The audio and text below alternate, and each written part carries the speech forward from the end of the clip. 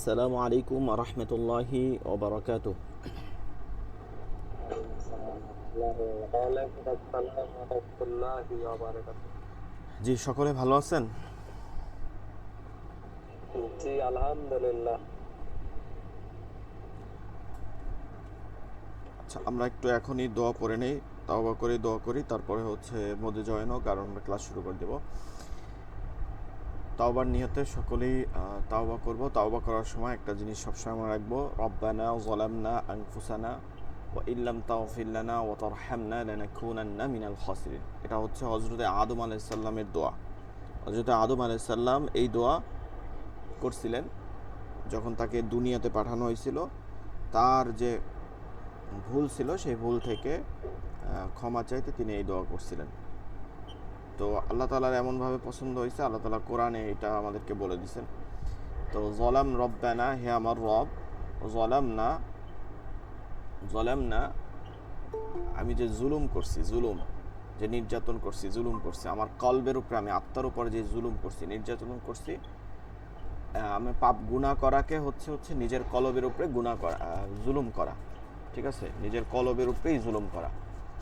আনফুসানা ওয়া ইল্লাম তাগফির লানা ওয়া ইল্লাম, যে জলাম না, জুলুম করছি, আনফুসানা নিজের নফসের উপর, আত্মার উপর, কলবের উপর, ওয়া ইল্লাম তাগফির লানা, এবং আমাকে আপনি ক্ষমা করে দেন, অতরহামনা, এবং আপনি আমার উপরে রহম করে দেন, লানাকুনান্না মিনাল খাসিরিন, আর যদি আপনি আমাকে ক্ষমা না করেন, অনুগ্রহ না করেন, তাহলে আমি ধ্বংসপ্রাপ্তদের অন্তর্ভুক্ত হয়ে যাব, তো যারা ধ্বংস হয়েছে। তো তাওবা করার সময় এগুলো খেয়াল করা, আর তাওবা বেশি বেশি করা প্রতিদিন। আপনারা দেখবেন, একটু গণনা করে দেখবেন, এখনও যদি প্রশ্ন করা হয় সারাদিনে কয়বার তাওবা করছেন, দেখবেন যে 5বার করছেন কিনা তাও সন্দেহ আছে। নামাজের পরে দেখা গেছে তো যে আমরা পরে কি সালাম ফিরাই আল্লাহু আকবার, আস্তাগফিরুল্লাহ, শেষ 3বার বলে আস্তাগফিরুল্লাহ, কিন্তু এটার মানে কি, এটার অর্থ কি, বা এটা আমি বলতেছি যে মুখ থেকে মানে জানলো, ওইভাবে কিন্তু আমরা খেয়াল করি না। কিন্তু আল্লাহ রাসূল সাল্লাল্লাহু আলাইহি সাল্লামের কখনো তার জীবনের তার আমল নামে কখনো গুনাহ ছিল না, কিন্তু সে রাসূল সাল্লাল্লাহু আলাইহি সাল্লাম নিজে হাদিসের মধ্যে বলছেন যে আমি প্রায় প্রতিদিন শতবারের উপর তাওবা করি।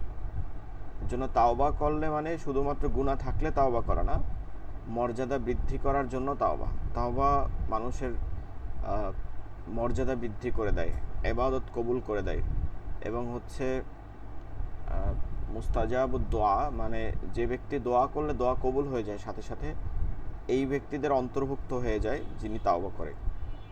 ওর জন্য আমাদের তো আসলে শতবার না, আমাদের মনে হয় লক্ষবার করা উচিত প্রতিদিন, যে হারে আমরা গুনাহ করি।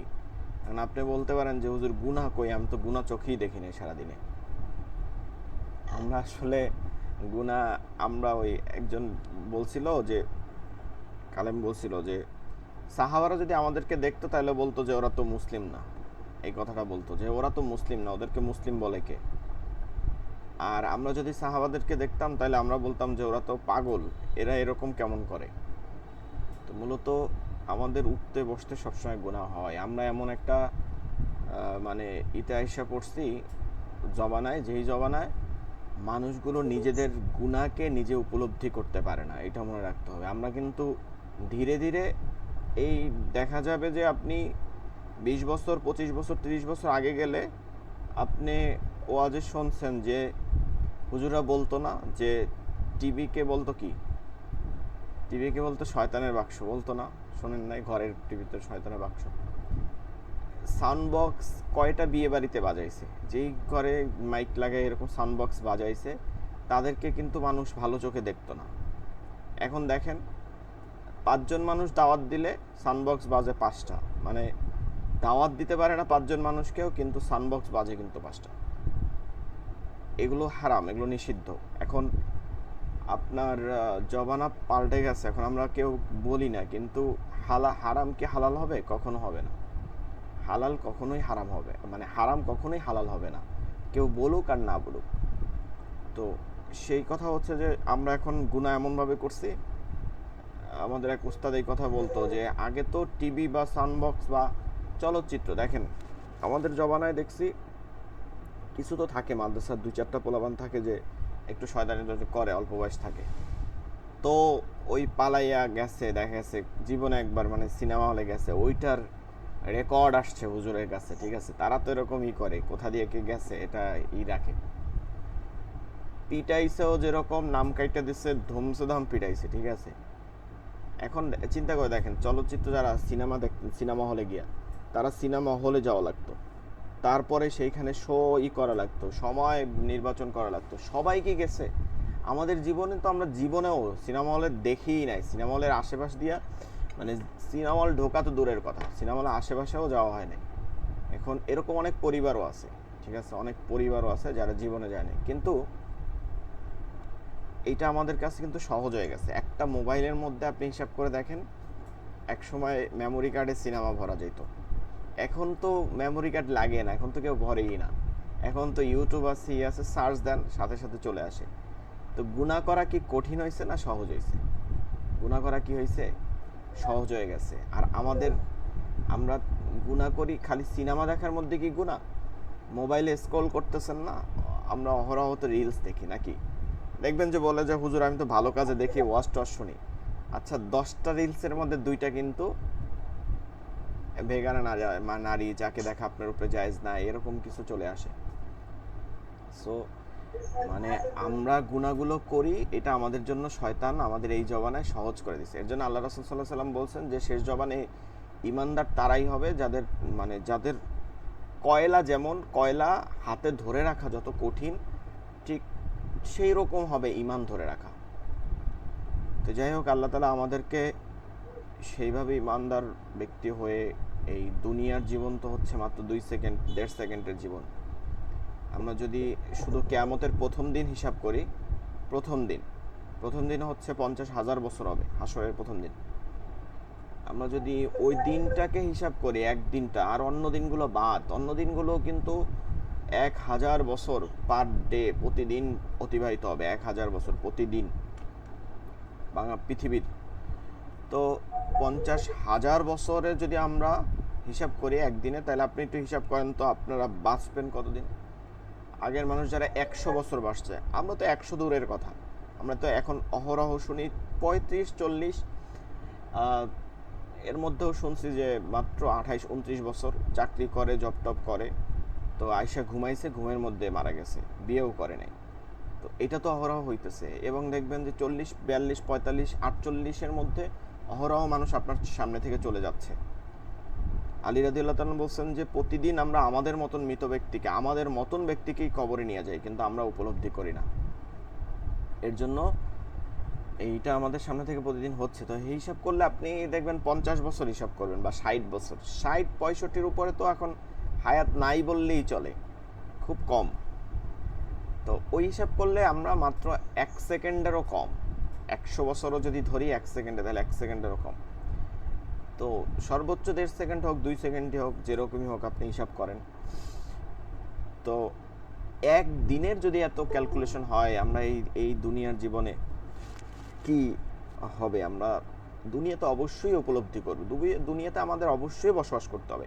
মুসলিমরা কখনো মানে সুফিবাদ তো ঠিক আছে, কিন্তু সুফিবাদের নাম দিয়ে যায় কখনো জঙ্গলে থাকতে পারে না। যারা সুফি ছিল, তাদেরকে দেখবেন তারা যে বড় বড় রাজা, হ্যাঁ, বড় বড় মানে বিধর্মী, তাদের সাথে সংঘর্ষে লিপ্ত হয়েছে, ইসলাম প্রচার করছে।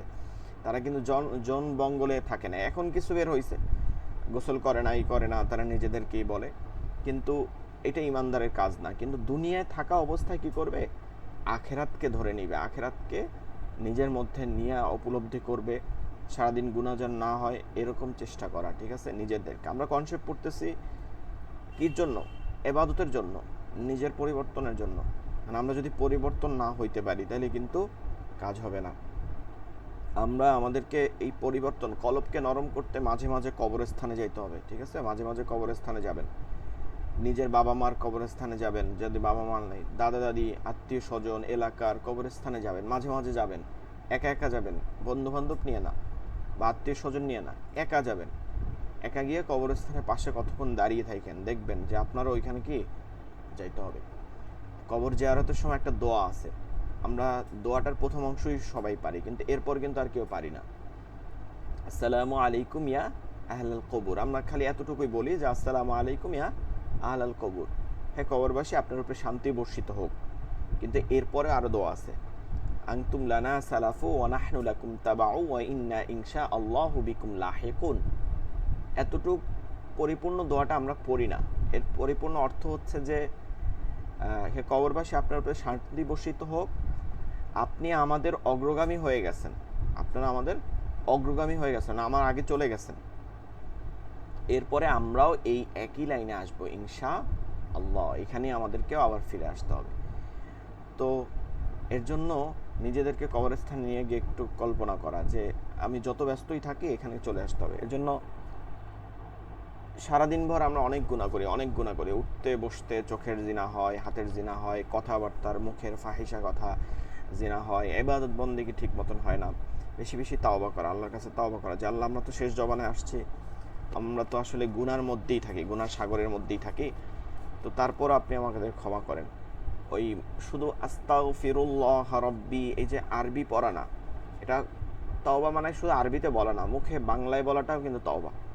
তো আপনি এটা পড়বেন যখন, তখনও খেয়াল করবেন যে আস্তাগফিরুল্লাহ, হ্যাঁ আল্লাহ আপনি আমাকে ক্ষমা করেন, আপনি আমাকে ক্ষমা করে দেন, আস্তাগফিরুল্লাহ আপনি আমাকে ক্ষমা করে দেন, রব্বি হে রব, মিন কুল্লি সকল কিছু থেকে, জাম্বিন সকল গুনাহ থেকে, সকল গুনাহ থেকে, ওয়া আতুবু এবং আমি প্রতিজ্ঞা করতেছি, আমি পরিপূর্ণভাবে বলতেছি যে আমি ফিরে আসব, ওয়া আতুবু ইলাই আমি আপনার দিকে ফিরে আসব, আমি যা করছি গুনাহ এগুলো থেকে সব থেকে আমি ফিরে আসব। এইভাবে কিন্তু নিয়ত করতে হবে এবং এইভাবে আমলও করতে হবে, যে গুনাহ করছি সেটা আর দ্বিতীয়বার করব না, নাইলে কিন্তু তাওবা হবে না। এরপরে তো তাওবা ভুল হয়ে যেতে ভাঙতেই পারে। এর জন্য আল্লাহ তাআলা বলছেন লা তাকুনাতু মির রাহমাতিল্লাহ, তুমি যতবার তওবা করবা ততবারই আমি তওবা তোমার কবুল করে নিব, কখনোই আমার রহমত থেকে, লা তাকুনাতু মির রাহমাতিল্লাহ, কখনোই আমার রহমত থেকে নৈরাশ হওয়া যাবে না। তো এইভাবে তওবা করা বেশি বেশি। চলেন আমরা তওবা করি, তওবা নিয়ে একটু কথা বলছি। যাই হোক, আমাদের আমলের করার দরকার আছে। আস্তাগফিরুল্লাহ রাব্বি মিন কুল্লি যামবিন ওয়া আতুবু ইলাইহি লা হাওলা ওয়ালা কুওয়াতা ইল্লা বিল্লাহিল আলিয়্যিল আযীম। أستغفر الله ربي من كل ذنب وأتوب إليه لا حول ولا قوة إلا بالله العلي العظيم. اللهم صل على محمد وعلى آل محمد كما صليت على إبراهيم وعلى آل إبراهيم إنك حميد مجيد. اللهم بارك على محمد وعلى آل محمد كما باركت على إبراهيم وعلى آل إبراهيم إنك حميد مجيد. أعوذ بالله من الشيطان الرجيم. أعوذ بالله من الشيطان الرجيم. بسم الله الرحمن الرحيم. رب زدني علما رب يسر ولا تعسر وتمم علينا بالخير. رب اشرح لي صدري ويسر لي أمري واحلل عقدة من লিসানি ইয়াফকাহু কওলি। আজকের ক্লাসে আমরা পড়াবো, এটা বলছিলাম যে আপনাদের লেখা যেটা দিয়েছিলাম দুজনের দিয়েছেন, তাই না? তো লেখার মধ্যে সমস্যা আছে, ঠিক আছে, তারপর লিখে দিয়েছেন, এটা তো ভালো, অনেকে দেয় নাই। লেখার মধ্যে সমস্যা আছে, যেমন সদ্দত লেখায় অনেক ভুল আছে, সদ্দতের প্যাচ ঠিক নাই। এরপরে আপনাদেরকে বলছিলাম যে লাইনে ধরে ধরে লাইনকে, মাঝখানের একটা লাইনকে ধরবেন, ওইটাকে ধরে উপর নিচ করবেন, তাহলে এটা সুন্দর হবে। লাইনের মাঝখানেই লিখবেন আরবি, যখন লিখবেন সামনে ভবিষ্যতে যদি আরবি কেউ লিখতে চান। কিন্তু আমরা তো লাইন ছাড়া লিখি, আমাদের তো লাইন দরকার হয় না, কিন্তু এক সময় তো লাইনে লেখা লাগছে, নাহলে তো হাতের লেখা সোজা বা ওইটা কোনটা উপরে হবে কোনটা নিচে হবে এটা ঠিক হয় না। এক সদ্দতে সমস্যা আছে। তারপরে হচ্ছে আর কি দেখলাম, আরেকটা হরফে দেখলাম মানে ভুল আছে মারাত্মকভাবে, এভাবে কিছু দেখছি। যাই হোক, আপনারা এটা যদি লিখতে চান তাহলে এভাবে লিখতে থাকেন। আমাদের কিন্তু লেখ্যরূপের আরও 2টা লেকচার শিট আছে, 8 আর 9, 2টা লেকচার শিট আছে লেখ্যরূপের। মানে এটা তো হচ্ছে প্রথম লেখা আরবি হরফগুলো লেখার নিয়ম। এরপরে হচ্ছে এগুলো ভেঙে ভেঙে কিভাবে শব্দ তৈরি হবে। শব্দ হচ্ছে কালিমা, আরবিতে শব্দকে বলে কালিমা। কালিমা আবার 2 প্রকার, একটা হচ্ছে সুলাসি, একটা রুবাই। মানে একটা হচ্ছে 3 অক্ষর বিশিষ্ট শব্দ, 3 হরফ বিশিষ্ট কালিমা, আর একটা হচ্ছে 4 হরফ বিশিষ্ট কালিমা। মানে শব্দ, আরবি শব্দ হয় মাত্র 2 ধরনের, একটা হচ্ছে 3টা অক্ষর থাকে অথবা 4টা অক্ষর থাকে। এইটা হচ্ছে মানে মূলত শব্দ, আরবি শব্দ এর থেকেও বড় হয়। আমরা অনেক সময় আওলাই যাই, দেখা যায় যে 7টা 8টা হরফ থাকে একটা শব্দের মধ্যে, ওগুলো হচ্ছে আলামত, চিহ্ন হিসাবে ব্যবহার হয়। মানে এটা ধরেন বহু বচন, বহু বচন তো বুঝেন, এটা প্লুরাল। তো ওইটা প্লুরাল হইতে কি হয়, ওই আমরা যেমন দেখি না যে এস বা ইএস যোগ হয়, তারপরে আবার ওইটা যোগ হওয়ার সময় আবার সেন্টেন্সের পরিবর্তন ঘটে ইংলিশে, এটা ঘটে না যখন, ঠিক আরবির ক্ষেত্রেও এই রকম হরফগুলো যোগ হয়, আলিফ ওয়াও ইয়া এগুলো যুক্ত হয়ে যায় যখনই হয়। আবার দেখা যায় যে ওই শব্দটার জিন্স পরিবর্তন করার জন্য কিছু হরফ যুক্ত হয়ে যায়। আবার দেখা যায় যে ওটা মাজদার, হ্যাঁ মাজদার বোঝানোর জন্য এটা শব্দটা তৈরি হয়। তো এইরকম কিছু অক্ষর যুক্ত হয়, কিন্তু মূল অক্ষর থাকে হচ্ছে 3 ও 4, এটাকে মাদ্দা বলে। 3 ও 4, 3টা অথবা 4টা হরফ, এর বেশি কখনোই কি হয় না, তৈরি হয় না। তো আমরা যারা লিখতে চাই তারা এটাকে ভালো ভালো বেশি বেশি করে আরবি লিখি খাতায়, আর এরপরে আমরা সামনে ভেঙে দেখাবো এই যে 8 ও 9 লেকচার শিট 2টা, ওইটার নাম হচ্ছে মুরাক্কাব, কিভাবে আপনারা সংযুক্ত হয়ে লিখবেন। এই 3টা লেকচার শিট যে ফলো করবে ঠিকঠাক, সে লিখতে পারবে, ইনশাল্লাহ লিখতে পারবে। লেখা জিনিসটা কিন্তু খুব বড় জ্ঞানের দরকার হয় না। লেখা জিনিসটা কি হয়, দেখে দেখে লেখা। লেখা জিনিসটা কখনো মুখস্থ করা হয় না। মানে আমরা প্রথমে কি লিখছি, দেখে দেখে লিখতাম, ওই লাইন দিয়ে দিছে, এই দিয়ে দিছে, পড়াইছে প্রথম বানান, তারপরে এই 2 লাইন লিখবা, এই হাদিস লিখবা, এই আয়াত লিখবা, ওটা কিন্তু দেখে দেখে লিখছি। লিখতে লিখতে এখন এমন একটা হয়েছে যে ওটা কিন্তু আমরা লিখতে পারি মুখস্থ। 1 নাম্বার 2 হচ্ছে আপনি মুখস্থ লিখতে চাইলে আপনার শব্দ সম্পর্কে জ্ঞান থাকতে হবে। মানে আপনি ওই আয়াতটা মুখস্থ থাকবে, ওই শব্দ সম্পর্কে মুখস্থ থাকবে, এটা দ্বিবচন না বহুবচন, এখানে আলিফ আছে কিনা, এটা মাজদার না মাদ্দা, এগুলো বিভিন্ন রকম সিগায় কোন সিগা, এগুলো সব মনে থাকলে তখন আপনি লিখতে পারবেন। যেমন আপনি যে কোনো আয়াত বললে আমি লিখে দিতে পারবো, ইভেন যেই হরফটা উচ্চারণ হচ্ছে না, মানে মাদ হিসাবে চলে যাচ্ছে ভিতরে মাদ, অথবা মাদও না, হরুফে জাইদা, আলিফ ওয়া ইয়া, এই হরুফে জাইদা কোনো ব্যবহার নাই, সেটাও আমার লেখার মধ্যে চলে আসবে। কারণ কি, কারণ হচ্ছে এটা আমি জানি যে এটা এখানে হবে, এই এই শব্দের মধ্যে এখানে এটা আছে, যেটা সাইলেন্স থাকবে, কিন্তু শব্দের এটা মাজদার, এটার মধ্যে আলিফ আছে, লাম আছে। তো এইটা আলাদা বিষয়, এটা পড়ার বিষয়। আর লেখার বিষয় হচ্ছে আপনি যে কোনো সূরা খুলে এই 3টা লেকচার শিট থেকে কমপ্লিট করলে, যেমন সূরা ফাতিহা খুললেন, একদম দেখে দেখে দেখে দেখে সুন্দর করে লিখে ফেলতে পারবেন। তো এটাও তো দরকার আছে, তাই না? এটা অবশ্যই দরকার আছে। এর জন্য আমরা এটা চাইলে লেখার এটা পরিশ্রম করতে পারি। আজকের পড়া হচ্ছে 7 নম্বর মাখরাজ, খরাজা থেকে। খরাজ অর্থ হচ্ছে বের হওয়া, খরাজ অর্থ হচ্ছে বের হওয়া। আর যেই খান থেকে বের হয়, যেই দরজা যেখান থেকে বের হবে সেটাকে মাখরাজ বলে, সেটাকে মাখরাজ বলে। খরাজা থেকে বের হওয়া, আর মাখরাজ হচ্ছে বের হওয়ার স্থানকে বলে, অর্থাৎ যেমন একটা দরজা। এই মাখরাজের তাজবিদবিদরা এই মাখরাজকে প্রথমত 5 ভাগে ভাগ করছেন। 5 ভাগে, কয় ভাগে? 5 ভাগে। এই 5 ভাগ অর্থ হচ্ছে মানে যেই যেই অঙ্গের প্রয়োজন হয় উচ্চারণ বের হইতে সেই সেই অঙ্গগুলো ধরছে। যেমন ধরেন জিহ্বা, এইটার একটা খুব প্রয়োজন। এটা আমরা বেশ কিছু হরফ আছে যেগুলোর হরফের সংখ্যা প্রায় 18টা এবং মাখরাজের সংখ্যা 10টা। এই জিহ্বাটা উপরে নিচে দাঁতের আগায় গোড়ায় মাঝখানে তালুতে বিভিন্ন জায়গায় জায়গায় জিহ্বাটা উঠে নামে লাগে, লেগে লেগে উচ্চারণ হয়। এর জন্য জিহ্বাকে প্রথম মাখরাজের একটা প্রকার ধরছে, এটা অঙ্গ হিসাবে প্রথম প্রকার মাখরাজের। এই জিহ্বার আরবি হচ্ছে কি, আমরা কিন্তু প্রতিদিন দোয়া করি, বলেন তো ওয়াহলুল উকদাতাম মিন লিসানি। লিসানি লিসানি লিসান অর্থ হচ্ছে কি জিহ্বা, মানে আমার জিহ্বার জড়তা আপনি দূর করে দেন, জিহ্বার জড়তা দূর করে দেন। তাহলে আমাদের সাথে সবাই কি বলেন তো লিসান হবে, কি হবে? আমরা যদি অন্য কথা বলি ক্লাসের বাইরে তাহলে অবশ্যই মিউট করে নেব।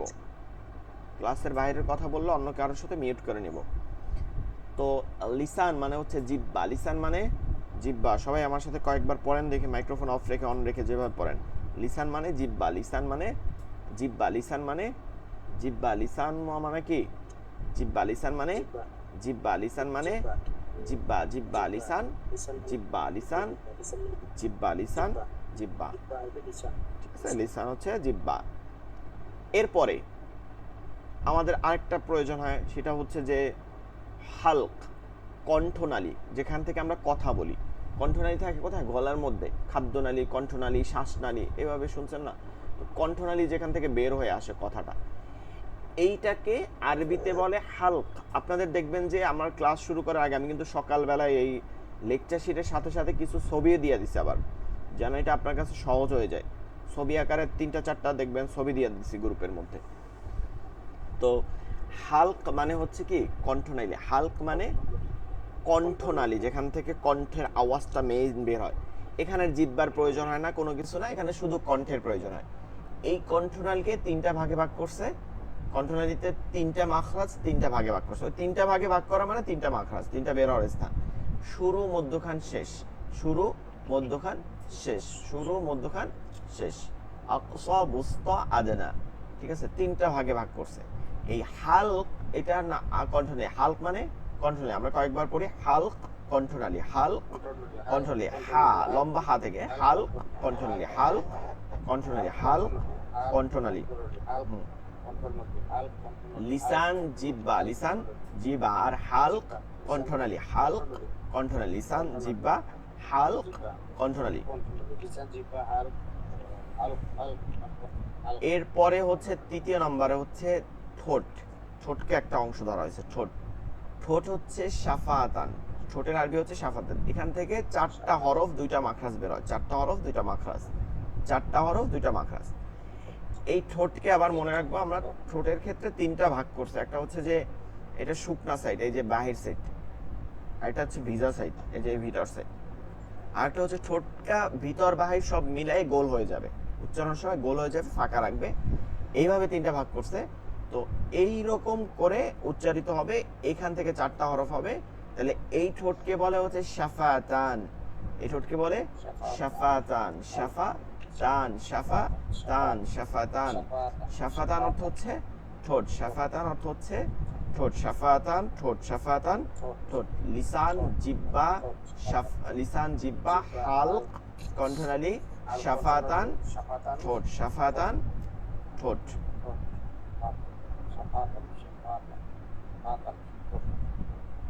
এরপরে হচ্ছে মুখের খালি জায়গা, অর্থাৎ উচ্চারণ। এই যে মাখরাজ পড়তেছি, সব ধরনের উচ্চারণকে মাখরাজ বলে। হ্যাঁ, সব ধরনের উচ্চারণকে মাখরাজ বলে। হরফ হইতে হবে এমন না। যেমন একটা টান দিয়ে কথা বলি আমরা, একটা অনেক সময় টান দিয়ে কথা বলি না, ডাকি একজনকে। হ্যাঁ, জোরে দূরে থাকলে কি করি আমরা? ডাকি। এই আবার আমরা বলি না একটি একটি বিশেষ বিজ্ঞপ্তি শোনা যাচ্ছে, এরকম আমরা বলি না? অনেক সময় ঘোষণা দেয় যেমন, তখন এটা কি করি? টান দেয়। কিন্তু এই টানটা আরবির মধ্যে আছে, এটা নিয়ম, এটাকে বলে মাদ, আরবিতে মাদ বলে। এটা কি বলে? মাদ বলে। এই মাদ হয় হচ্ছে মুখের ফাঁকা স্থান, খালি জায়গা থেকে। কারণ টানের সময় মুখ আটকাইয়া বা কোনো জায়গায় লাগাইয়া করা যায় না, টানের সময় এটা হা হয়ে যায়। এই মুখের খালি জায়গাকে বলে জিয়াউফ, মুখের খালি জায়গাকে বলে জাউফ। তাহলে মুখের খালি জায়গা মানে কি? জাউফ। মুখের খালি জায়গা জাউফ। মুখের খালি জায়গা জাউফ। মুখের খালি জায়গা বলেন জাউফ। মুখের খালি জায়গা। ওবাইদুর রহমান ভাই, নিজেরা কথা বললে একটু মাইক্রোফোন অফ রেখে বলবেন। জাউফ। মুখের খালি জায়গা হচ্ছে কি? জাউফ। জাউফ। মুখের খালি জায়গা জাউফ। মুখের খালি জায়গা জাউফ। জাউফ। জাউফ। জাউফ। ঠিক আছে, জাউফ। এরপরে নাকের ছিদ্র।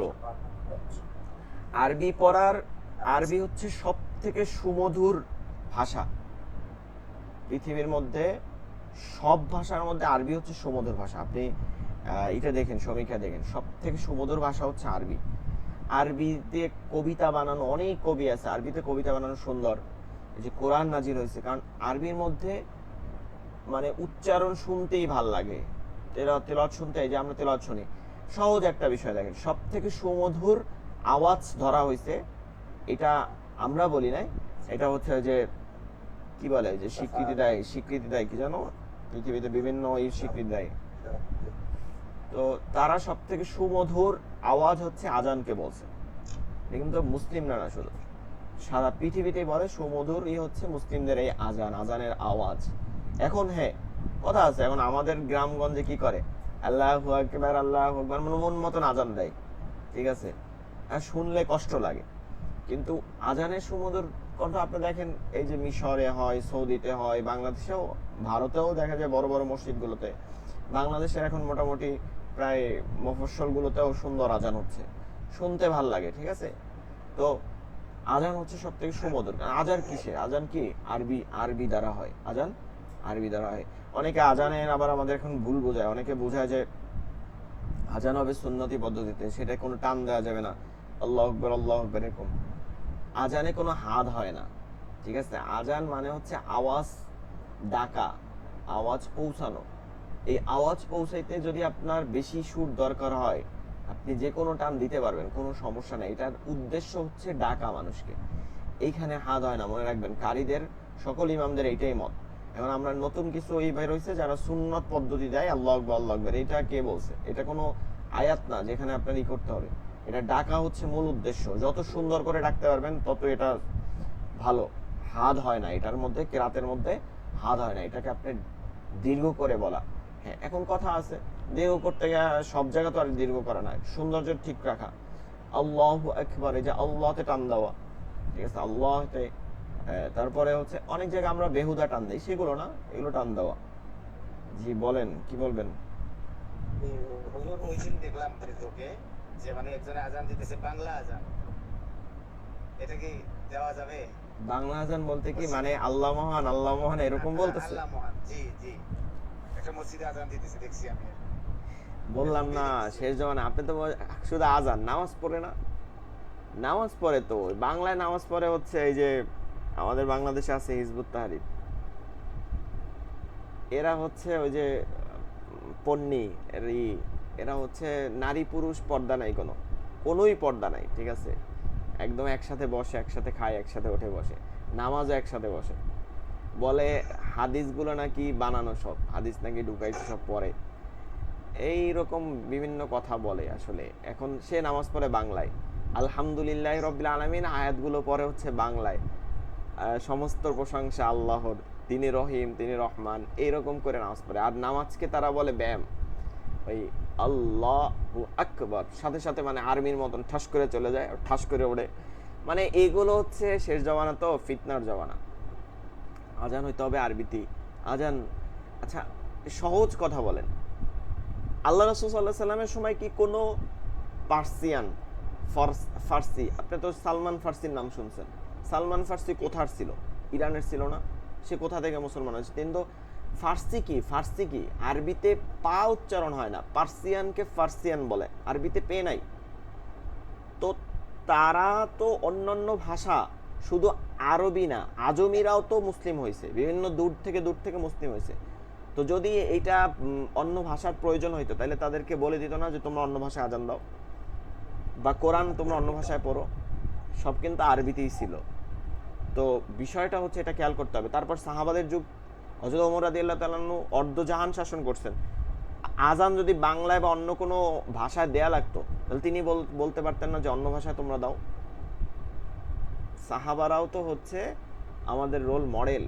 আল্লাহ রাসূল সাল্লাল্লাহু আলাইহি সাল্লাম বলছেন কি যে আমার সাহাবা এবং পরবর্তী 3 প্রজন্ম হচ্ছে আমাদের অনুকরণের। তো আমরা এটা খেয়াল করবো এই ধরনের ফিতনা যেন আমরা না সৃষ্টি করি। আজান আরবিতেই হইতে হবে, আজান আরবির বাইরে হইবে না। সুর যে কোনো রকম হইতে পারে, সুরের গানের সুর হইতে পারবে না, যে কোনো রকম সুর হইতে পারে। এখন এক একজন এক এক সুরে দেয়, এটা হবেই স্বাভাবিক, এটাই সৌন্দর্য।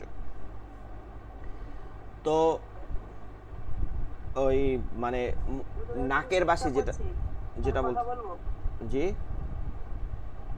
হ্যাঁ বলেন। বলছি একদিন কোনো এক দরকারে আমি একটু আমার গ্রাম থেকে একটু দূরে একটা গ্রামে গিয়েছিলাম। তো সেখানে গিয়ে আবার জোহরের সময় হয়ে গেছে, সাথে সাথে একটা মসজিদ পেয়েছি, আমি ভাবলাম মসজিদে জোহরটা পড়ে যাই। তো সেইখানে যখন আজান দেওয়া শুরু করলো, মানে বলছে আল্লাহু আকবার না বলে আল্লাহু সুলতান বলছে। নাউজুবিল্লাহ, নাউজুবিল্লাহ। এইটা মানে আমি দাঁড়িয়ে দাঁড়িয়ে শুনলাম যে এ পুরোটাই বলে নাকি, তো দেখলাম আল্লাহু আকবার যেটা যতবার বলা হয় ততবারই আল্লাহু আকবার না বলে আল্লাহু সুলতান বলে আজান দিচ্ছে। আমি তো শুনে অবাক যে আমি কোথাও কোনোদিন শুনিনি, আমি ওইখানেই আমি শুনলাম আপনার যে কাছে এই এইভাবে প্রথম আজান শুনছি। আমিও আসলে শুনি নাই,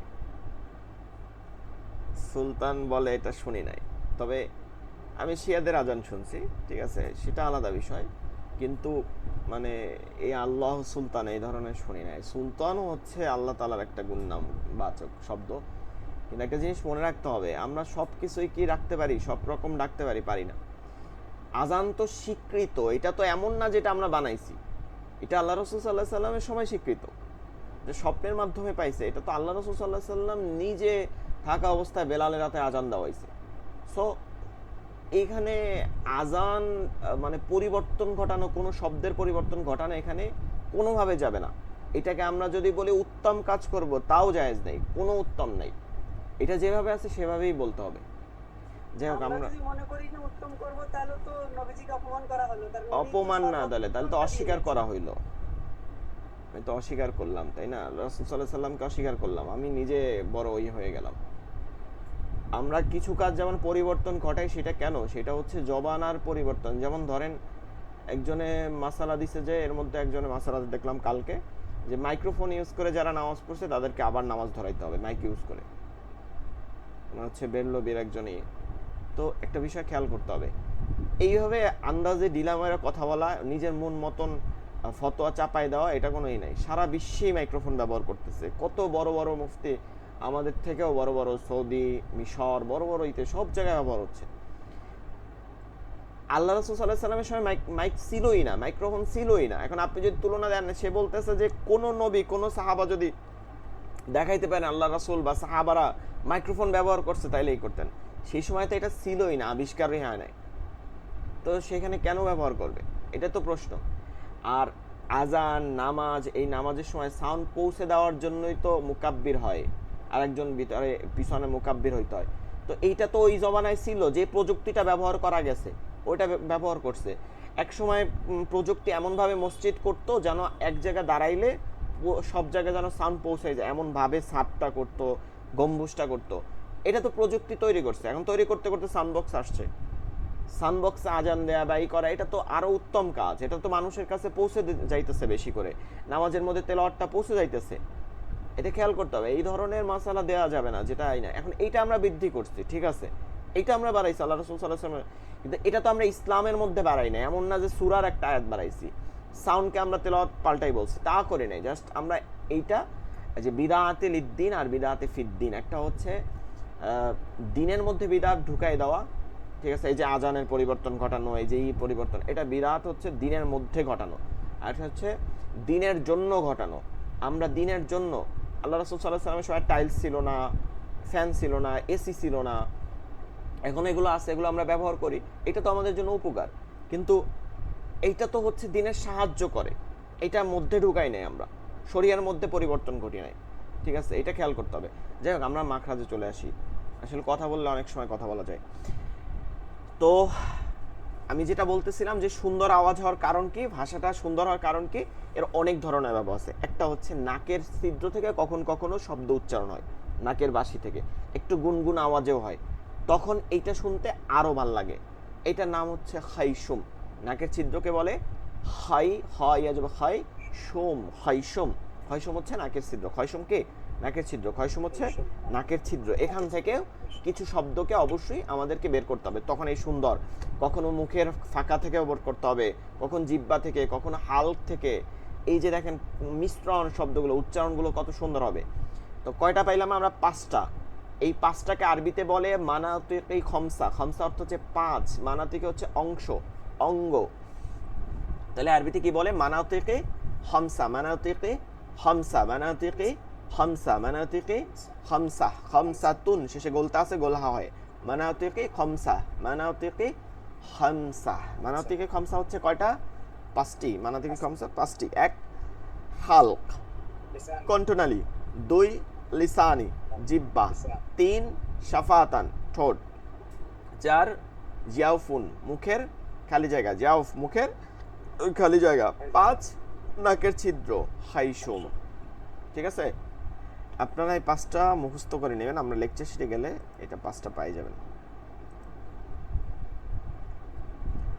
আচ্ছা, এই 5টা যাওয়ার আগে এই যে এই 5টাই এখানে দেখাইছিলাম,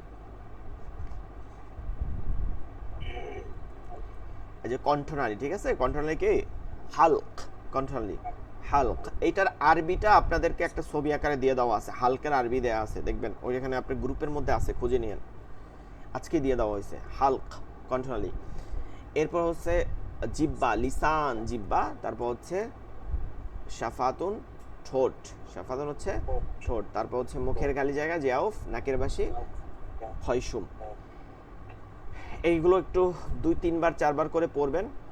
এরপরে এই মাখরাজকে, এটা তো হচ্ছে অঙ্গ বললাম, এই অঙ্গগুলোর প্রয়োজন হয়, এই অঙ্গগুলোর প্রয়োজন হয়, ব্যবহার হয়, কিন্তু এই মাখরাজকে বিস্তারিত ডিটেইলসে, মানে ডিটেইলস ভাবে আলোচনা করতে গেলে যে এগুলো আবার ভাঙা, যে এই যে বললাম যে হালক থেকে 3টা মাখরাজ, 6টা হরফ, এইগুলো যে ভাঙলাম, এইরকম মাখরাজ হিসাব করলে 3টা মাখরাজ, এই জিহ্বা থেকে 10টা মাখরাজ, এরকম যোগ করলে 3টা হচ্ছে হালক, জিহ্বা থেকে হচ্ছে 10টা, 3 আর 10 13, আর হচ্ছে শাফাতান হচ্ছে 2টা, এই 2 ঠোঁট থেকে হচ্ছে 2টা মাখরাজ, তো 15, আর এই যে মুখের খালি জায়গা 16, নাকের বাসি থেকে 17, এই হচ্ছে টোটাল 17টা মাখরাজ, টোটাল হচ্ছে 17টা।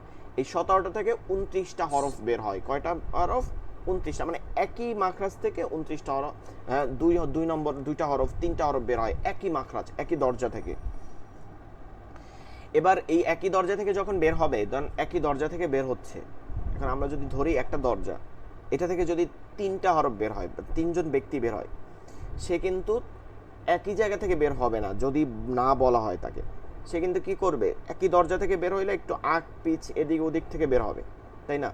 তো আবার দেখা যায় যে কেউ একটু মোটা, সে একটু বেশি জায়গা নিয়ে বের হবে। মোটা লোকটা কি করবে? বেশি জায়গা। কেউ একটু চিকন, সে একটু কি করবে? একটু চিকন জায়গা থেকে অল্প জায়গা নিয়ে বের হয়ে যাবে।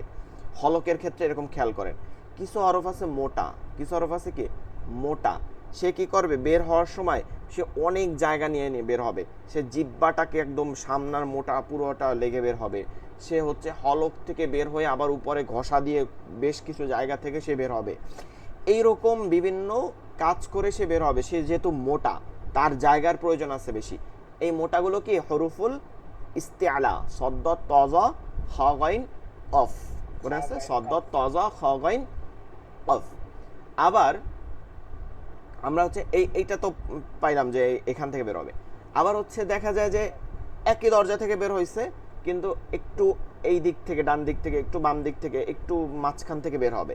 এইটা যেমন ধরতে পারি আমরা জিম শিনিয়া, 3টা একই মাখরাজ, কিন্তু একটু একদম জিহ্বার মধ্যখান থেকে ক্যালকুলেশন করে একদম মধ্যভাগ তালুতে গিয়ে লাগবে, এটা হবে জিম শক্ত করে, কিন্তু এখান থেকে আর শিন হবে না। এবার কি করবে? ওই একটু সে সরে গেছে, একটু সামনের দিকে আগায় গেছে, একই মাখরাজ পড়বো আমরা একই, কারণ আমরা ভাঙিয়ে পড়লে এটা কঠিন হয়ে যাবে, একই পড়বো, কিন্তু মনে রাখবো একটু আগায় গেছে, আমি বলে দিব প্রত্যেকটা, একটু আগায় গেছে। এরপরে একটু হয়েছে শিন শিন শিন, এরপর আরেকটু সামনে চলে গেছে, কিন্তু মাঝখানটাই মেইন, এই মাঝখানেই মাখরাজ, এটা একটু সামনে আগায় গেছে, এরপর হয়েছে ইয়া। তাহলে জিম যে পরিমাণে শক্ত হবে যে পরিমাণ তালুতে জোর পায়, জিহ্বাটা এরকম তালুতে জোর পায়, ওই পরিমাণে কিন্তু ইয়া জোর পাবে না, কারণ ও তো এই মাঝখান থেকে একটু সরে গেছে, তো ওর স্থান পরিবর্তন হয়ে গেছে না, ও এখান থেকে যতটা জোর পাবে এখান থেকে ততটা জোর পাবে না, এটা আমরা খেয়াল করব। ঠিক আছে, তারপরে আবার দেখা যায় যে এই দাঁতের গোড়া, আমরা মাখরাজ পড়ছি দাঁতের গোড়া, এখন একটা হচ্ছে একদম গোড়া থেকে লাগবে, ও যতটা শক্ত হবে সে আরেকটু সামনে আগায় যাবে, ও ততটা শক্ত হইতে পারবে না। এগুলো আমাদেরকে একটু খেয়াল রাখা, মানে যে মাখরাজের দুটো হরফ এবং ভিন্ন ভিন্ন হবে। তো চলেন আমরা এখন লেকচার শিট থেকে পড়ি। মাখরাজুল হুরুফ, আরবি হরফের মাখরাজ বা আরবি হরফের উচ্চারণের স্থান। মাখরাজ আরবি শব্দ, এটা তো মোটামুটি বুঝতেছে। মাখরাজ হচ্ছে আরবি শব্দ, মাখরাজ আরবি শব্দ, মাখরাজ আরবি শব্দ, আখরাজ আরবি শব্দ। আমরা এগুলো পড়ে নিব এবং মুখস্থ করবো কিন্তু প্রতিটা লাইন। মাখরাজ আরবি শব্দ, মাখরাজ আরবি শব্দ। যেখান থেকে উচ্চারণ হয়। হ্যাঁ, এটার আমরা নিচে গেলে এটা বুঝতে পারবো। এর অর্থ কি? মাখরাজের অর্থ মানে শব্দের অর্থ উচ্চারণ বের হওয়ার স্থান। উচ্চারণ, এটার মূল অর্থ হচ্ছে শুধু বের হওয়ার স্থান, কিন্তু আমরা এটা যেহেতু মাখরাজ বললে কেউ বলবে না যে এটা বের হওয়ার স্থান। ঠিক আছে, এটাকে সবাই বোঝে, জানে যে এটা মাখরাজ বললেই আরবিতে যে এটা মনে হয় তাসবিদের পরিভাষা আছে। ঠিক আছে, এর জন্য বলবো উচ্চারণ বের হওয়ার স্থান। এখানে আবার অনেকে যোগ করে দেয় হরফ উচ্চারণ, না, হরফ না।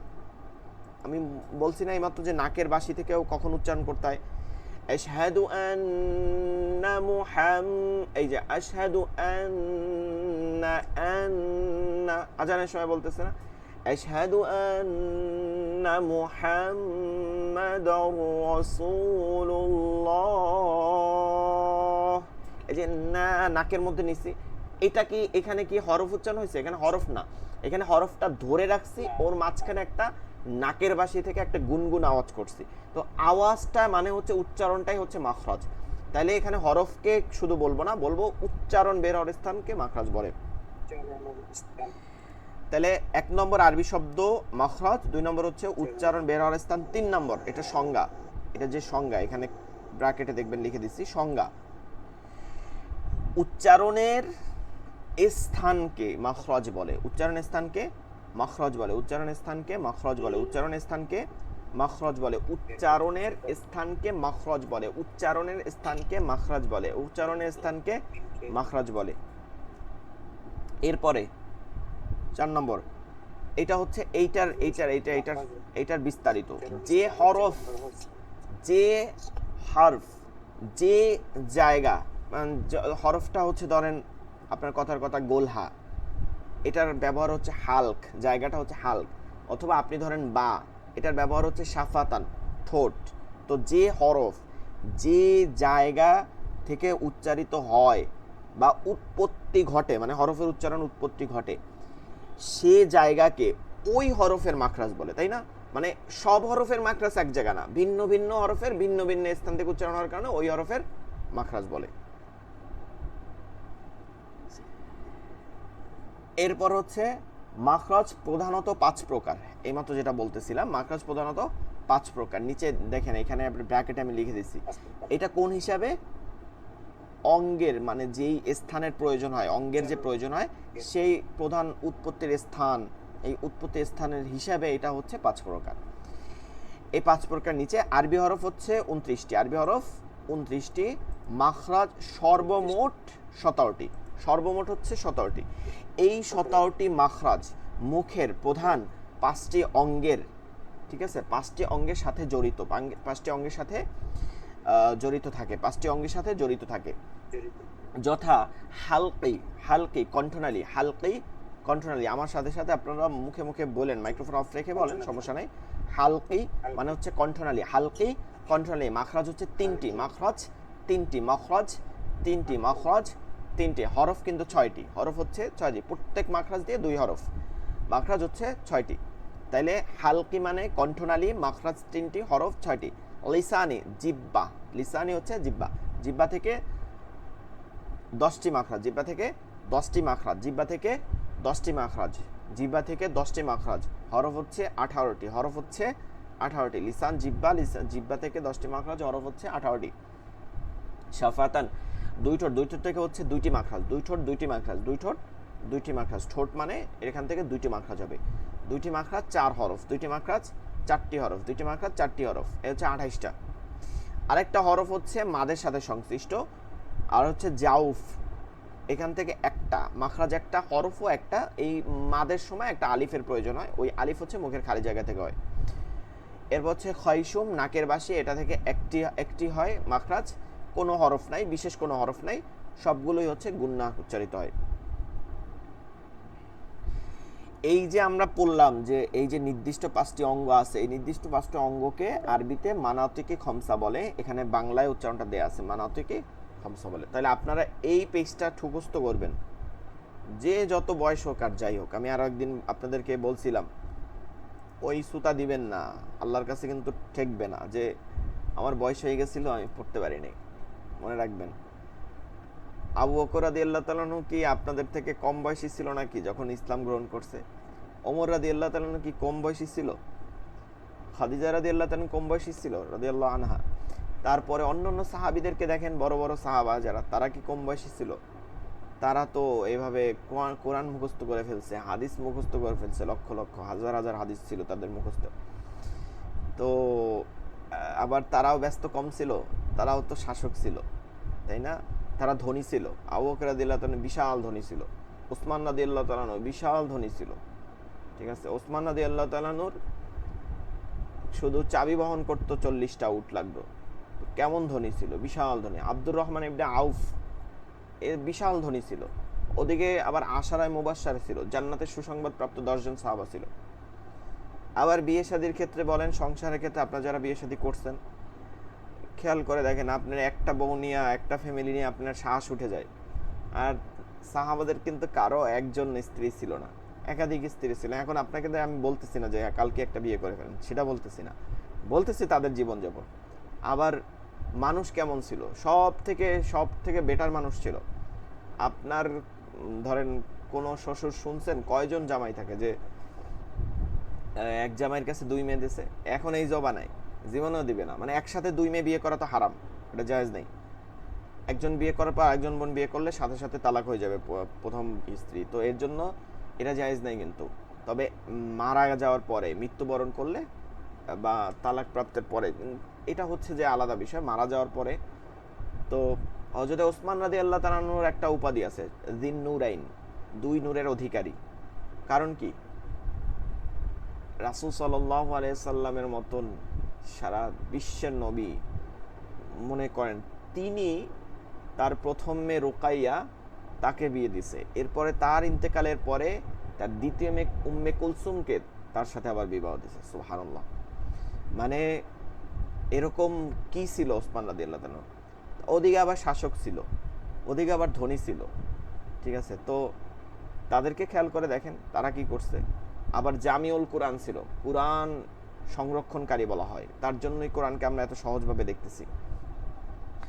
তো আপনার সময় নাই, এই কথা বললে কাজ হবে না, এটা কিন্তু মুখস্থ করে দিবেন। আগামী ক্লাসে আমি নিব, কিন্তু একদম মুখস্থ নিবে এই পেজটা। এরপর এই 5টা অঙ্গ। এখন আমরা চলেন ব্যবহারে চলে যাই। আপনাদের একটা পেজও দিয়ে দিচ্ছি যেখানে এই পুরো মাখরাজগুলো একটা পেজের মধ্যে পাওয়া যায়, ওখান থেকে মুখস্থ করতে পারেন সহজে। তা আরবি হরফ 29টি, মাখরাজ 17টি। আরবি হরফ 29টি, মাখরাজ 17টি। আরবি হরফ 29টি, মাখরাজ 17টি। 1 নম্বর মাখরাজ হলকের শুরু হইতে, 1 নাম্বার, 2 নাম্বার মুখস্থ করা খুব সহজ, 1 2 3 4 এরকম সবগুলো নাম্বার, শুধু এতটুকু হলকের শুরু হইতে। আর এই 2টা হরফ মুখস্থ রাখবেন, হামজা হা, হলকের শুরু হইতে হামজা হা, হলকের শুরু হইতে হামজা এবং গোল হা। ভালো করে দেখেন, হামজা হা। চিত্রটা দেখেন ভালো করে। হলক কোথায়? বুকের দিকে, সদরের দিকে। সদরুন, সদর অর্থ হচ্ছে কি? বুক। সদরুন মানে হচ্ছে বুক। এই বুকের সাথে প্রথম অংশটা হচ্ছে হালক, গলার প্রথম অংশটা কি? হালক। এই প্রথম অংশটা হচ্ছে হালক।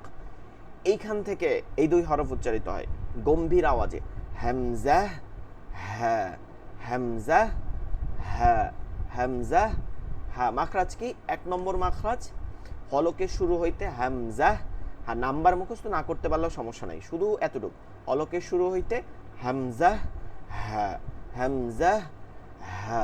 এটা যখন উচ্চারণ করবেন এই বুকটাও কম্পন করবেন, কিন্তু গম্ভীর আওয়াজে, বাতাস বন্ধ হয়ে যাবে, বুকটা কম্পন করবে।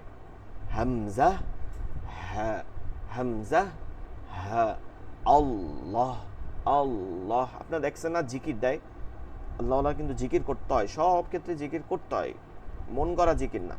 আল্লাহ শব্দ জিকির, লা ইলাহা ইল্লাল্লাহ এই জিকির পরিপূর্ণ জিকির, লা ইলাহা ইল্লাল্লাহ পরিপূর্ণ শব্দে জিকির। তো ওইখানে দেখবেন আল্লাহ কেন জিকির দেয়, এর একটা কারণ আছে। এর শব্দের শুরুতে যে কলব পরিষ্কার হয় কেন বলে, এর শব্দের শুরুতে হচ্ছে হামজা এবং শব্দের শেষেও গোলহা। আল্লাহ শব্দের শুরুতে হামজা, শেষেও গোলহা। এটা বুকটায় কল্পটা তখন কম্পন করতে থাকে। আল্লাহ উঠেও কল্প থেকে, আবার শেষ হয় কল্প থেকে। আল্লাহ আল্লাহ আল্লাহ। তো হামজা হ্যাঁ কম্পন করতে হবে, হামজা হ্যাঁ। এইটা আমরা পরে পড়বো, আগে মাখরাজগুলো মুখস্থ করব। 2 নাম্বার মাখরাজ হলকের মধ্যখান হইতে আইন লম্বা হা, হা আইন হা। এখানে একটু ছবি এডিট করার সময় একটু সমস্যা আছে। এটা এখান থেকে হবে, ঠিক আছে, মাঝখান থেকে হবে, মাঝখান থেকে আর একটু নিচে হবে, এখান থেকে হবে। হলকের মধ্যখান থেকে আইন হা, আইন চাপ দিয়ে নিচের দিকে নিয়ে আসবেন, আইন। আর হায়ের সময় চাপ দিয়ে বের করে নিয়ে আসবেন, হ্যাঁ আইন হ্যাঁ, আইন হ্যাঁ। 3 নম্বর মাখরাজ হলকের শেষ হইতে গাইন খা, দুইটাই হরফুল ইস্তিআলা, মোটা হরফ কিন্তু। এইটা ঠিক আছে, এখান থেকে উচ্চারণ হবে এই হলকের শেষ থেকে। এবং দেখেন এর সাথে প্রথমে উঠে কি হয়, তালু হয়। যে হরফগুলো মোটা, বলছি না বেশি জায়গা লাগে, সে মোটা, তার আশেপাশে মানে টাচ করে লাগে, এর জন্য এই তালুতে ঘষা খাবে। কিন্তু তালুতে এই ঘষা খাওয়ার কারণে এটা এরকম গর গর খর খর শব্দ আসে, গাইন খ। আমরা এটা কিন্তু অনেকেই পারি না, এইরকমই উচ্চারণ হবে, কিন্তু এটা আরবি উচ্চারণ। গাইন খ, গাইরিল মাগদুবি, গাইরিল মাগদুবি, মাগদুবি মাগদুবি, গাইরিল, ঠিক আছে। খ গাইন, খ গাইন, খ গাইন। আজকে যেহেতু সময় নেই আর, এই 3টা মাখরাজ আপনারা পড়বেন আর উপরের ইগুলো ভালো করে পড়বেন। তাহলে 1 নম্বর মাখরাজ হলকের শুরু হইতে, হালকের শুরু হইতে হামজা হা। 2 নম্বর মাখরাজ হলকের মধ্যখান হইতে আইন হা। 3 নম্বর মাখরাজ হলকের শেষ হইতে গাইন খ। এই পর্যন্তই থাকবে পড়া।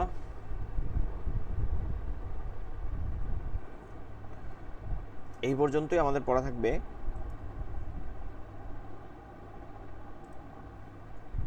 আমরা এখান থেকে একটা মাসালা দেখব। আপনাদের অজুভঙ্গের কারণগুলো পড়াইছি তাই না? অজুভঙ্গের কারণগুলো পড়ানো হয়েছে না? অজুভঙ্গের কারণ কয়টা? 7টি। অজুভঙ্গের কারণ 7টি। আওয়াজ শোনা যাচ্ছে? জি জি বললেন। অজুভঙ্গের কারণ কয়টা? 7টি। অজুভঙ্গের কারণ 7টি। এই 7টি আপনারা মুখস্থ করছিলেন, মানে পড়ছিলেন মোটামুটি?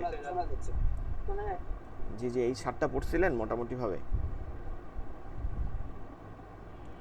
কেউ বলতে পারেন 7টা কারণ, কেউ বলতে পারেন 7টা কারণ। আউলে মানে ঘুষানো লাগবে না, আপনার মতন আপনি করে বলেন। 7টা কারণ বলে দেখেন, পারবেন কেউ? অজু ভাঙবে কি কি কারণে? পায়খানা ও পেশাবের রাস্তা দিয়ে যেকোনো বের হওয়া, যে কোনো কিছু। হ্যাঁ, বস্তু বের, পায়খানা ও পেশাবের রাস্তা যে কোনো বস্তু বের হলে, বমি হইলে, বুঝতে পারছেন তো? হ্যাঁ। তারপরে থুতুর সঙ্গে রক্তের ভাগ সমান বা বেশি হওয়া, শরীরের ক্ষত স্থান হইতে। জি আচ্ছা আচ্ছা, আমি কিছু শুনতে পাচ্ছি না, দেখতে পাচ্ছি না। আওয়াজে শোনা যাইতেছে না সেটা?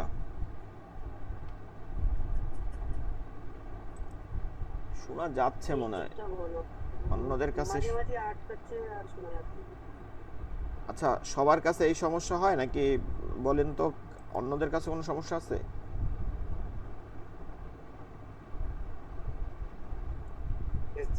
জি হুজুর, মাঝে মাঝে আটকে যায়, মাঝে মাঝে আটকে যায়, সমস্যা হয়, মাঝে মাঝে আটকে যায়। জি, রাখতে হবে আলাদা। আচ্ছা, ইন্টারনেটে কিছুটা সমস্যা হতে পারে আজকের জন্য, মনে হয় আজকেই তো এই সমস্যা দেখায় না, কিছু সমস্যা হইতে পারে ইন্টারনেটের জন্য। জি আচ্ছা, ঠিক হয়ে যাবে এটা। যাই হোক, এটা তো ইন্টারনেটের সমস্যা, আমরা তো লাইন দিয়ে ক্লাস করাই। হুজুর একটা জি জি বলেন। প্রশ্ন। আচ্ছা, আমরা শুনেছি আমাদের হুজুর যখন পড়াতেন, মানে ঘরে হুজুর পড়াতে আসতেন, উনি বলতেন মুখ দিয়ে খারাপ কথা বললে হুজু ভঙ্গ হয়, এটা কি হয়? মানে মুখ থেকে ফাহিশা কথা বললে? হ্যাঁ, মানে ধরুন গাল গালি গালাজ দিলে। না, অজু ভঙ্গ হয় না। মুখ থেকে ফাহিশা কথা বললে অজু ভঙ্গ হয় না, কিন্তু গুনাহ হয়। ঠিক আছে, গুনাহ হয়। কিছু কিছু শব্দের জন্য কবিরা গুনাহ হয়, মানে বড় ধরনের গুনাহ হয়, যেগুলো আসলে শব্দ বের করা উচিত না, খারাপ যে জিনিসগুলো বোঝায়, খুব খারাপ। আর কিছু গালি আছে যেগুলো আসলে নর্মালি আমরা একটা মানুষকে যেমন শুকরের বাচ্চা বা কুকুর এরকম বলি না, এগুলো বলা ঠিক না। একটা মানুষ হচ্ছে আশরাফুল মাখলুকাত, তো সেই ক্ষেত্রে আমাদের এগুলো মানে সগীরা গুনাহ বা এগুলো বলা ঠিক না এরকম। কিন্তু মুখে ফাহিশা কথা বা গল্পগুজব, ফাহিশা কথা কি খালি শুধু গালি দেওয়া? গল্পগুজব করা, কমেন্টস করা, আমরা তো এখন অহরহ কমেন্টস করি না? রাস্তা দিয়ে হাঁটতেছে, একজনকে দেখছে, বলছে দেখছো, এরকম বলতেছে একজন একজনকে, সেইটাও তো খারাপ কথা, সেটা ফাহিশা কথা। তাতে আপনার মানে গুনাহ হবে, আপনার চোখের জিনা হইলো, মুখের জিনা হইলো, গুনাহ হবে, কিন্তু অজু যাবে না। এই অজু যাওয়া জিনিসটাকে অনেক মানে এটা আমাদের হয় কি, আপনারা ছোটবেলায় পড়ছেন মনে হয়, যে কারণে হুজুরে এগুলো বুঝাইছে। আমরাও আসলে বাচ্চাদেরকে অনেক সময় বুঝাই না, এই এটা করবা না, এটা করলে এটা হইবে। এটা কি এক ধরনের ভয় দেখায়, ঠিক আছে, যে বোঝা যায় এটা করলে কিন্তু উজু থাকবে না, তার মানে সে এটা সতর্ক হয়ে যাবে। এটা ছোটদের জন্য অনেক ধরনের অনেক রকম কথা বোঝানো হয়। ইস্তেঞ্জার আদবসমূহ। ইস্তেঞ্জা মানে হচ্ছে টয়লেটে যাওয়া, বাথরুমে যাওয়া। বাথরুম গোসলখানা না, টয়লেট, প্রস্রাব পায়খানার জন্য যেখানে যায় সেটাকে বোঝায়। এটা অ্যাটাচ টয়লেট হইলেও এই একই কাজ হবে, ঠিক আছে। অ্যাটাচ টয়লেটকে গোসলখানা বলা যাবে না, মনে রাখবেন। আমরা অ্যাটাচ টয়লেট করি সবাই, কিন্তু অ্যাটাচ টয়লেট করা ঠিক না। অ্যাটাচ টয়লেটে হচ্ছে যেটা আমরা গোসলখানা করি সাথে, ওইখানে কিন্তু বাথরুমে টয়লেটে যাওয়ার যে আদব আছে এটা মেনে যেতে হবে, কারণ ওইটা পরিপূর্ণ টয়লেট হয়ে যায়। এর জন্য পৃথক করে দেওয়া, টয়লেটের মাঝখানে পৃথক, গোসলখানা আলাদা হওয়া। গোসলখানায় বসে কিন্তু আপনি গোসল করেন, কোরআন শরীফ পড়তে পারবেন, গোসল করে ভাত খাইতে পারবেন, গোসলখানায় আপনি চাইলে জিকির আজকার করতে পারবেন, দোয়া পড়তে পড়তে গোসল করতে পারবেন, কোরআন তেলাওয়াত করতে করতে গোসল করতে পারবেন। কিন্তু ওইটা অ্যাটাচ হওয়ার সাথে সাথে এটা আর গোসলখানা থাকে না, এটা বাথরুম হয়ে যায়, টয়লেট হয়ে যায়। গোসলখানায় আপনি চুল খোলা রেখা ই করে সুন্দর মতন একদম জামা কাপড় 3 ঘন্টা 5 ঘন্টা আগে রেখে আসেন, কোনো সমস্যা নেই। গোসলখানা যেটা, ওইখানে বদজিনের কোনো কাজ আসে না। যখন আপনি অ্যাটাচ টয়লেট করেন ওটা টয়লেট হয়ে যাবে, টয়লেটের অন্তর্ভুক্ত হয়ে যায়। টয়লেটের অন্তর্ভুক্ত হলে ওখানে আপনি যদি জামা কাপড় রাখেন, এটাকে বলে রুকিয়া, মানে বিভিন্ন কারণে মাথা ধরা, শরীরে ব্যথা করা, কোনো কারণ নেই, এরা আমরা অনেক নারীরা করে কি করে, ঢুকবে 2টায় গোসলে, 1:30 1টায় ঢুকবে, রাখে সকাল 10টায় জামা কাপড়।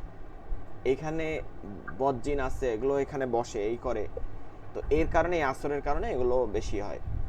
তারপরে হচ্ছে মাথা খোলা রাখা, এই রাখা, এই জন্য টয়লেটে বসে। আর টয়লেটে বসে কোনো প্রকার দোয়া, জিকির, আল্লাহ নাম, কোরআন তেলাওয়াত করা, এগুলো কোনোটা যাবে না। কোনোটা মুখে দোয়া জিকির যেখানে আল্লাহর নাম আছে, কোরআন আয়াত আছে, এগুলো কোনো কিছু টয়লেটের মধ্যে করা যাবে না, মনে রাখবেন, টয়লেটের মধ্যে করা যাবে না। কিন্তু গোসলখানায় কিন্তু করা যেত, মানে আমরা তো অ্যাড করে ফেলছি, আমরা অমুসলিমদেরকে। ওই অবস্থায় আল্লাহ শুকরিয়া আদায় করা যাবে না?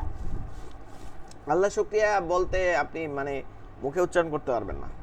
এখন হুজুর আমার ফিকির করা, যে আপনি জিকির করতে নিষেধ করছে, ফিকির করতে নিষেধ করে নাকি? মনে পড়লো, আপনি মনে মনে বলেন, মুখে উচ্চারণ করতে পারবেন না। আমার হঠাৎ করে মনে পড়লো যে এটা আল্লাহ আমার জন্য খুব ভালো করেছে, তো আমি আলহামদুলিল্লাহ বলবো, সেটাও বলা না, আলহামদুলিল্লাহ বলতে পারবেন না, মুখে উচ্চারণ করতে পারবেন না। ফিকির করতে বলছে, ফিকির সবসময় ফিকির করা, তাওবার নিয়ত করা, সবসময় ফিকির করা। কিন্তু গোসলখানা হলে সমস্যা নাই, এটা টয়লেটের ক্ষেত্রে বলতেছি। ঠিক আছে, আজকে এই পর্যন্তই। কালকে আমি ইস্তেঞ্জা নিয়ে বিস্তারিত আলোচনা করবো। আমাদের লাইন কেটে যাবে এখনই, আধা মিনিট আছে। সকলেই ভালো থাকবেন, দোয়া করবেন, ইবাদত বন্দেগী থাকবেন, তাওবা করবেন। আসসালামু আলাইকুম ওয়া রাহমাতুল্লাহি ওয়া বারাকাতুহু। ওয়ালাইকুম আসসালাম ওয়া রাহমাতুল্লাহ।